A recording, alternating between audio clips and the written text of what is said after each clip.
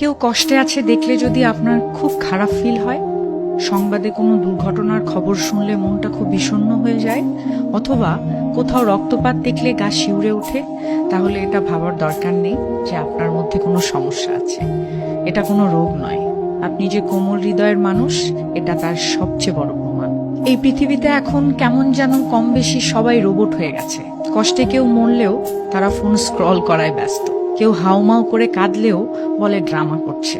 এই সময়েও যদি আপনি কারো না বলা কষ্ট অনুভব করতে পারেন, তার মানে আপনার ভেতরের মানুষটা এখনো জীবিত রয়েছে।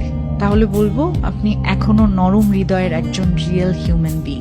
তবে হ্যাঁ, মাঝে মধ্যে আপনি নিজের মন নিয়েও অসহায় হয়ে পড়েন, সবকিছুকে খুব বেশি সিরিয়াসলি নেন, ভেতরটা অনেক সময় বোঝাতে পারেন না কাউকে, তখন নিজেকে দোষারোপ করতে থাকেন। কিন্তু জেনে রাখুন, আপনার অনুভূতি শক্তি আপনার দুর্বলতা নয়, এটা আপনার অনেক বড় সৌভাগ্য। এই